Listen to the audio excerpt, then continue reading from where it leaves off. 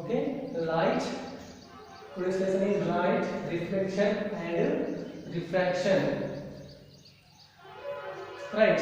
So we are seeing, we are seeing a number of objects around us in the daytime, but in the night time, if you enter into a dark room, you are not able to see anything. What is the reason for that? What is the difference between the dark room to lightened room? Means in the lightened room something is there to see the things, but in the dark room nothing will be there. There is no light to see those objects. We are familiar with these things. Now we are able to see the blackboard here, and we are able to see the letters written on the blackboard, and we are able to see number of things around us.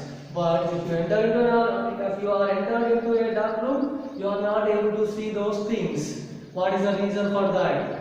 And this all the situations is happening due to the light only. Okay, in the daytime, which is producing us light? The sun. The sun is producing us light to see those things. But while you are observing these things, you have to observe one thing. From where the light is coming for us, from the sky, the light is coming to the earth. And you can observe one thing here, between the earth and the sky, a number of things are there. The birds are flying and something is happening in the sky. We are able to see those things, but except those in the light, we are not able to see any things. That means what? What is the reason for that? That means here one thing is helping for us to see the objects. That is reflection of light. Reflection of light is helping us. Reflection of light is helping us. This phenomena, that is reflection of light, is helping us to see the objects. And what is the reason for that? Means in the dark room, if the light is not there, we are not able to see anything. And here, when the sunlight falls on the earth, and it absorbs some light, after that it reflects back the remaining light into the atmosphere. In that situation only we are able to see even the earth. That means here, when the light falls on the objects, and immediately it will be reflected back. On that time only we are able to see those things. Not only about this, we can observe a number of phenomena, natural phenomena like stars twinkling, and the sun is shining, and in the moonlight also. Actually, are you able to see the moon in the daytime? We are not able to see the moon in the daytime, but we are able to see the moon in the night time. That means when the sunlight falls on the moon, it reflected back, and on that time only we are able to see the moon. So this is about the introduction of light, and what are the sources of light, and how does the reflection of light is helping us, and what is the reflection and what is the refraction, we are learning in this chapter. By observing the common optical phenomena around us, we may conclude that light seems to travel in straight lines. The fact that a small source of light casts a sharp shadow of an opaque object points to the straight line path of light, usually indicated as a ray of light. Actually, light is traveling in which path? The light is traveling in the straight line path. The light is traveling in the straight line path. How can we say this? The light is traveling in the straight line path. You enter, in case if you enter in a dark room or in the daytime or night time, just keep a little bit hold to the lightened room. Between the lightened room and darkened room, just keep a hold. Otherwise, then you can see the light entering from the hole. It will be looks like it is going in a straight line direction. So we can say the light is traveling in the straight line direction. And if you keep any object here, opaque object here, If you keep any opaque object here, the sharpest shadow will be formed here. The sharpest shadow will be formed here. That means the light cannot bend. The light cannot bend to travel from the opaque object. What is opaque object? The objects which do not allow the light to pass through them is called opaque object. And the next one, if an opaque object on the path of light becomes very small, light has a tendency to bend around it and walk in a straight line. An effect known as the diffraction of light. Then the straight line treatment of optics using the ray plates to explain phenomena such as diffraction. Light is thought of as a wave, the details of which you will study in higher classes. Okay, so here we have just now only we discussed about this. If you keep a opaque object here and the shadow will be formed here, but if you keep a smallest object, if the light ray is coming from here, if you keep a smallest object here, then what will happen? And the light going in the direction, and it bends, it takes some deviation here, and the light will passes through it. That means this phenomena is called diffraction of light. Just means here a little bit deviation in the direction of the straight line direction on the light, and this phenomena is called diffraction of light. And next one, again at the beginning of the 20th century, it became known that the wave theory of light often becomes inadequate for treatment of the interaction of light with matter, and light often behaves somewhat like a stream of particles.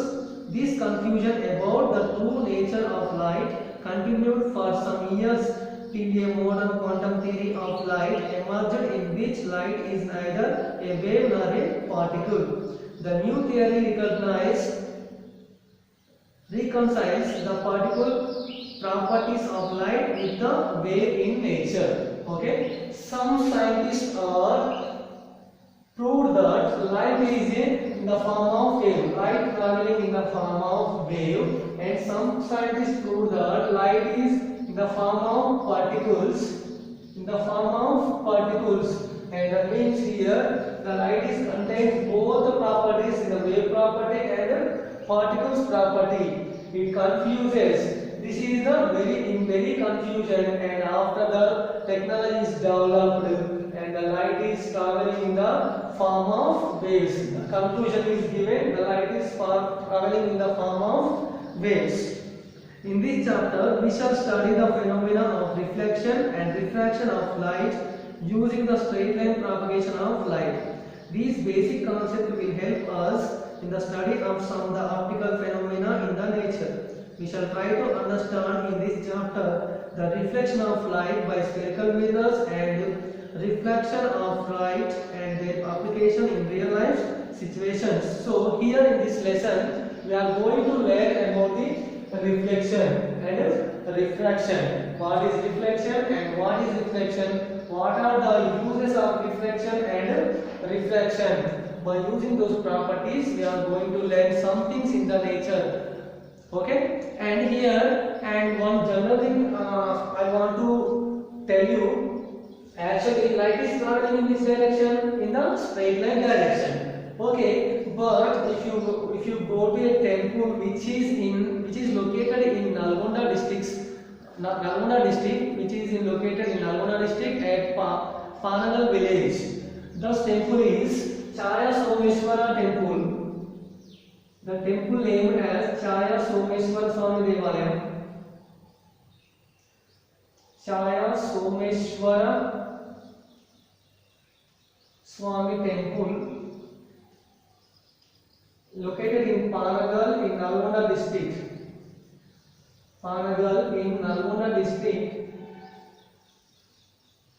And here this will prove that light does not travel in the straight line direction. we will be in confusion if you enter into the temple. Actually, the temple will be closed.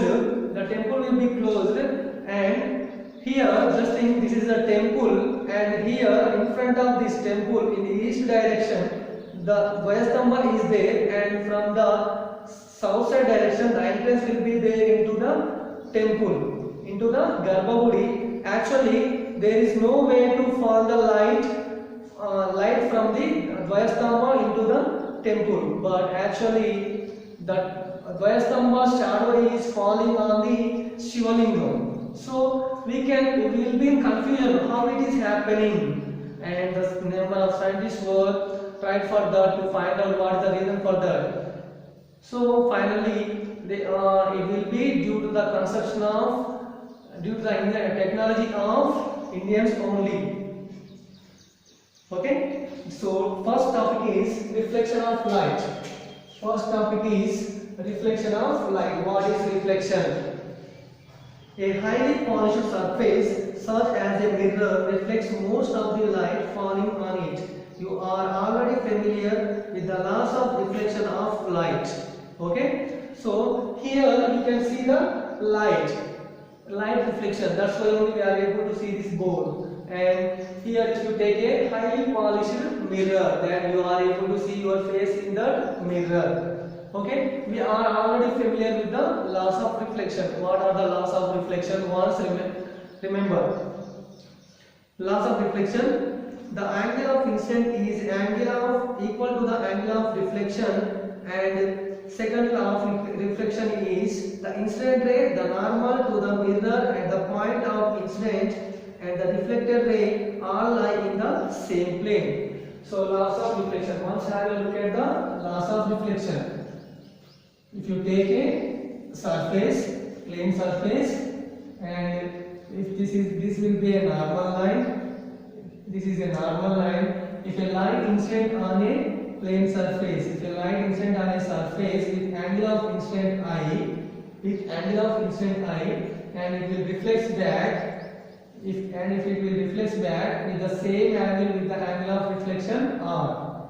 Okay. Here the angle is 45 degree, and here also it will be 45 degrees. This is the first law of reflection, that is angle of incident angle I equals to angle of reflection angle R. And the second law of reflection, here the incident ray and the normal line and the reflected ray, all the lines lies in the same plane only. This is the second law of reflection. First one is angle of incident equals to angle of reflection, and the second law of reflection is incident ray, normal line, and the reflected ray all lies in the same plane. These laws of reflection are applicable to all types of reflecting surfaces, including the spherical surfaces. You are familiar with the formation of image by a plane mirror. What are the properties of the image? Image formed by a plane mirror is always virtual and erect. The size of the image is equal to that object. The image formed is as far behind the mirror as the object is in front of it. Further, the image is laterally inverted. How could the images be when the reflecting surfaces are curved? Let us explain. Let us explore. So first one, the laws of reflection is what? How many laws of reflection here? Two laws of reflection. First one is angle of incident equals to angle of reflection, and second law of reflection is incident ray, normal line, and reflected ray all lies in the same plane. And here, which type of surface this is? Which type of surface this is? Plane surface this is. And these laws of reflection is not only applicable for the plane surfaces, and it is also applicable for the curved surfaces also. Curved surfaces means here spherical mirrors. Not only for the plane surfaces, and it is also applicable for the curved surfaces also. Okay. And next one. So you are familiar with the formation of image in a mirror. So you can see in the daily life you are seeing a number of times your image in the mirror. What are the characteristics of forms in the mirror? First one, you have to remember. What is the first one? Image formed by a plane mirror is always virtual and erect. Always virtual and erect. Always virtual and erect. The image is formed in the plane mirror. And second one is the size of the image is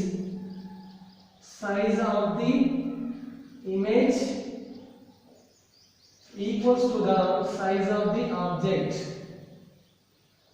Equals to the size of the object.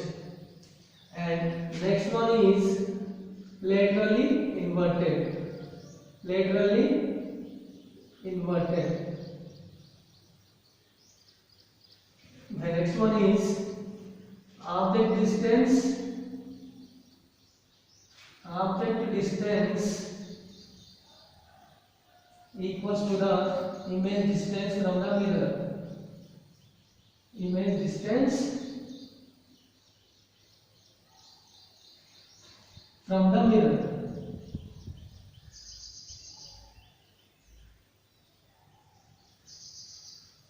Okay, so what are the properties forms? What are the properties of image forms in the mirror, in a plane mirror? Here, four properties are there. First one is the image forms in the mirror is always virtual and erect. And second one is size of the image equals to size of the object. Then next one, laterally inverted. The sides will be. You can observe while you are eating the food with your right hand. You looks like you are eating it with the left hand. It will appear in the mirror. Okay. And the next one is object distance equals to image distance from the mirror. Okay. You can observe, you can check if you have a big mirror in your room or in your home. So if you move forward towards the mirror and the image also coming towards you, and if you are moving away from the mirror and the image is also moving away from you, that means here object distance and the image distance are equal from the mirror. And the next topic is spherical mirrors. Introduction of spherical mirrors. We shall learn about that in the next class.